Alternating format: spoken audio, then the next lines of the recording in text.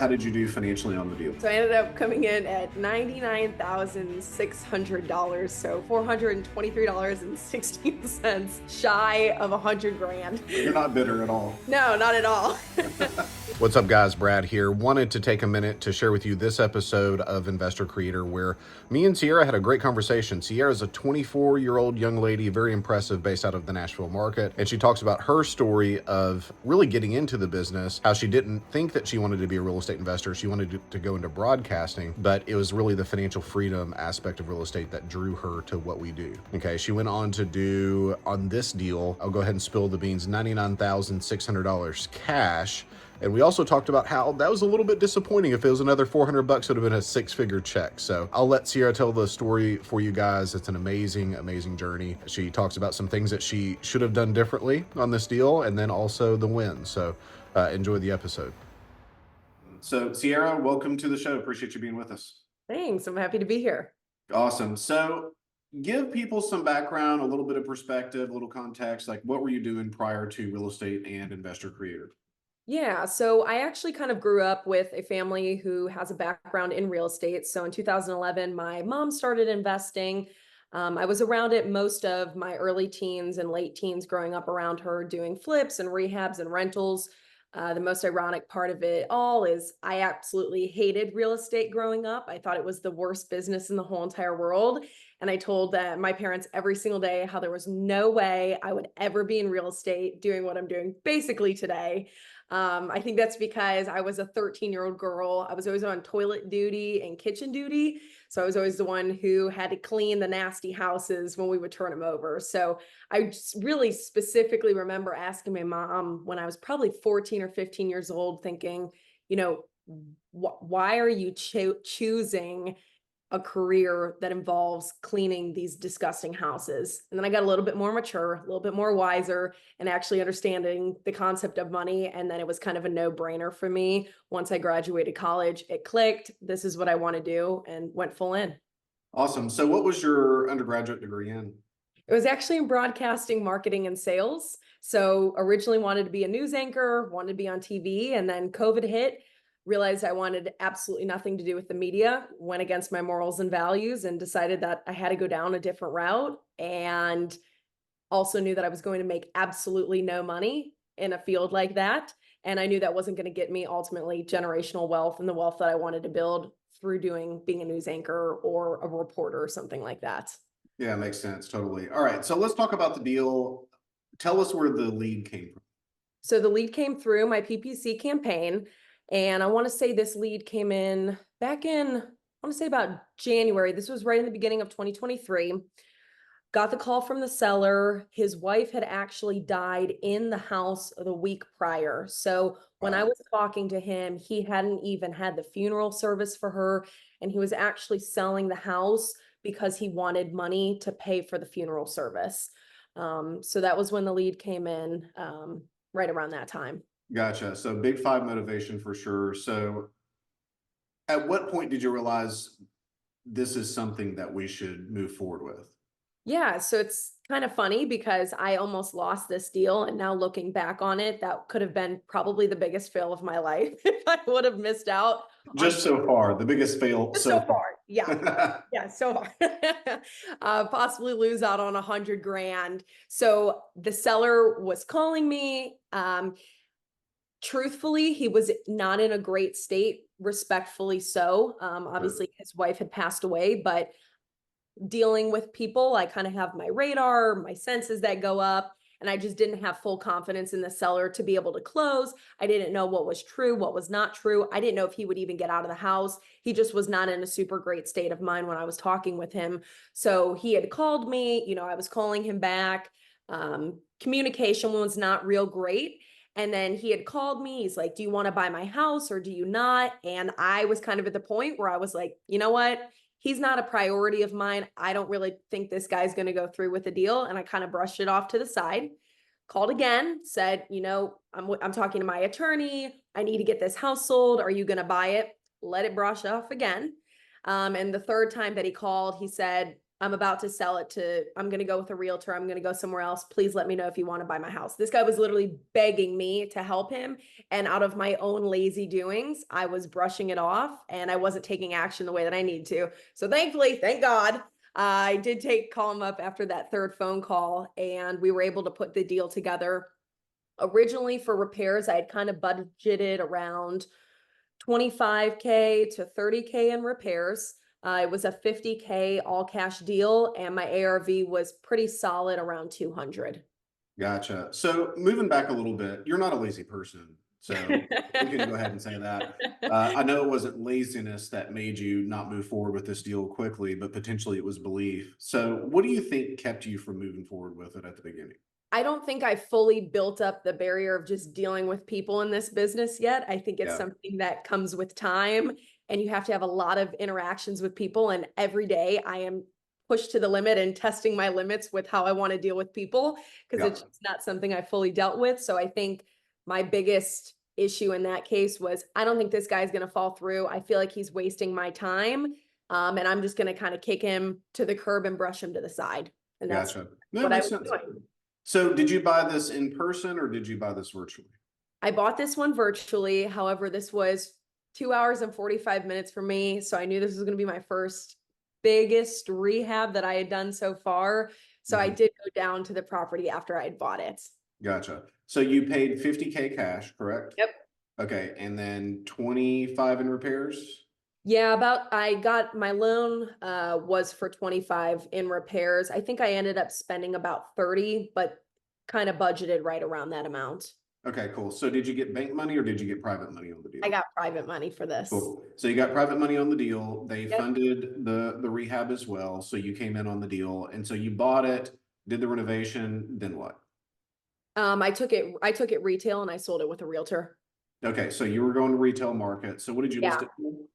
I listed it for 200. We had listed it. Truthfully, the realtor took pictures and they were the worst photos I've ever seen in my life. And so I told him to immediately remove those and I wanted new photos done. And Yep. in those 24 hours of him having it listed, we got a showing. That person went out there the next day. They wanted it, basically submitted a full price offer, and then we were under contract. So the second round of photos actually never made it out to the real world. That's funny. Okay, cool. Well, sometimes it works out that way. Yeah. So you got this offer. Is this the best deal that you've done to date? I say yes and no. I think that question is very relative. In terms of cash pop, yes, absolutely. But I would truthfully say the best deal that I've ever done was the first deal that I did that made me little to no money at all. But what I learned in that deal and the confidence that I gained from doing that deal will forever make that the best deal that I did. But in terms of money, this was the biggest one. Yeah, I love that. So I always say my first deal was my best deal ever, and certainly not financial because of the same. It gave me the confidence to move forward. So, all right. So how did it shake out? How did you do financially on the deal? So I ended up coming in at $99,600. So 400, it was like $423.16 shy of 100 grand. You're not bitter at all. No, not at all. When I got that settlement statement, I reviewed every single line to a T. Originally, I'd actually gotten a settlement statement, and this just goes to show to check that and not always trust your title company. There was a random $7,700 debit on my side, and I called the title company of, hey, I'm not understanding what this is. I typically am wrapping, so I don't do a whole ton on the retail side. So I didn't know if there was like some fees or taxes that I had to pay. And he was like, oh, well, that was my mistake. I pressed a wrong button. So that got resolved. And then that put me to the 99,600. And I was like, are there any other mistakes that he made trying to find $400 somewhere? But there wasn't, but I'm not complaining. I'm just a little, it just gives room for me to go make a 6-figure deal still. Well, so close yet so far away, but that's okay. Yeah. So it's still a win. So when the money hit, how did that feel? It was great. It was kind of like a sense of relief because as you're going through the lockup time of it being under contract, going through all the due diligence, being worried that's going to fall out. Obviously, I had expenses each month that were going out. So when closing got delayed by, I think ultimately it was 3 weeks due to lending, found out that we actually could get lending on a mobile home that was not on permanent foundation. So that was something entirely new. It was an FHA loan. So there was a lot of anxiety kind of those final 3 weeks of, hey, if this falls through, that's 2 months of a lot of interest payments that had gone out. So it's just kind of like a sigh of relief. And it was like definitely a reassuring and confidence boost to say, hey, like I can do this. I can have these big cash pops, because I remember when I had first joined Investor Creator, Tyler Kimbrell had posted a really rural house that he had made like over 100 grand on. And I specifically remember that post like it was yesterday, thinking, wow, like he made 100 grand on this deal. Like, and I remember messaging like, where did this lead come from? Like, how did you get the funding? Like, how did you find this deal? So to be like, hey, like I actually did this. And it wasn't, truthfully, at the end of the day, it wasn't that hard. Did take a lot of work. Were there hard days? Yes, but in the grand scheme of things, what I got paid out in the time frame that I did it and the amount of effort that I put in, I would have worked 4 times as hard in a traditional corporate America job for an entire year to make like half of that salary. Yeah, yeah, no doubt, no doubt. And that's the power of real estate. It's leverage that it's not just about our time, it's about what we know and the processes that we can create and put in play Absolutely. to create this kind of equity. So what are, to the audience, what are 1 or 2 main takeaways that you've learned from this deal that you feel would be helpful to someone to implement into their business? I think the first takeaway would be take action, and touching on that before, but when you have opportunities, especially when you're dealing with motivated sellers, our whole business is built around finding people who are motivated, and they want action, they want fast results, they want their problems to be resolved. So if you're not going to have speed to lead time, or if you're not going to call these people back, you're going to literally lose out on hundreds of thousands of dollars every single time you say, I don't really want to take this call, or hey, I'm at dinner right now, or oh, I'm in the middle of a show. Whatever excuse you can make up, you're literally screwing yourself out of so much potential money. 100%. I always say there's no work-life balance. There's work-life choices and they have consequences. So I'm Absolutely. 100% fine if somebody wants to go to dinner and leave their phone in the car or whatever, but there is a potential consequence to that. And it could be that this deal went to them first and instead Sierra got it and netted 99,600. So if they're okay with that, I'm okay with that. But that's the Absolutely. choices that you make. Yeah. And I would say probably my second takeaway is you don't need to know everything in order to take action on a deal. I have never done a rehab myself. Truthfully, I don't know the ins and outs of a house. So when I was meeting with my contractor, every week I would drive down about once a week. I would meet him. I would possibly bring him some supplies. We'd go over kind of the work that he had done. And my contractor is talking to me, or I say contractor, he's a handyman, but best man ever, was very blessed to find this guy.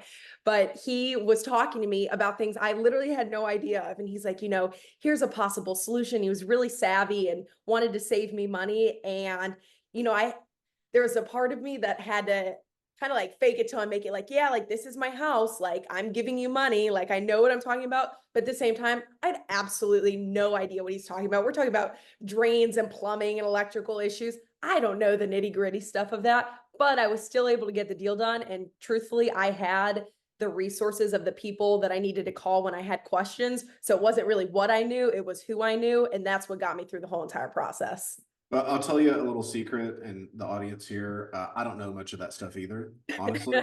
Like I'm terrible at rehab when it comes to like I know what it's supposed to look like and I know what it costs. And that's Yes. all that I know. But in terms of like getting anything done, do I do it this way or this way, dude? You figure that out, man. Like I have Yeah, no idea, and I'm less than zero help when it comes to construction. So for sure. And it was kind of a joke because I'm this little girl prancing in all smiley, like excited because she has her house that she's rehabbing. And then I'm talking to these guys about literally the most like dirty men crawling under the house issues. And I'm like, I have no idea what you're talking about, but I'm just going to nod my head and act like I do. well, that's funny. So, I mean, this property obviously needed some work as a double wide without a permanent foundation, which is not Yeah. ideal. Did you have anybody in your corner saying like, Sierra, maybe we shouldn't do this? Um, Honestly, I felt so confident in my ARV after I had spoken with realtors and I had talked to people that said, and what I had looked up, I knew that my margins on this were so good that I knew that I had a lot of room for error. So it didn't matter really if something major happened, if the AC went out, roof, any of those massive expenses, I knew that I had plenty of room to be able to make that fail or Right. to not budget that in. So buying conservatively on this also gave me a lot of peace of mind throughout the entire process. If I would have been tighter, it also would have been a mobile home, not on permanent foundation. I think that would have impacted the whole thing absolutely. But I knew what I had bought. I felt confident in it. I like mobile homes. I like mobile homes on land, and I knew how to underwrite it properly, and I felt like that's what I did. Awesome. Awesome. Well, I appreciate you so much for being on. It's always good to see. I mean, guys, this is the next generation of investors right here coming up, and to be a part of what you guys are doing is always so much fun for me. So thanks again for being on the show today. Awesome. Thanks, Brett. I appreciate it.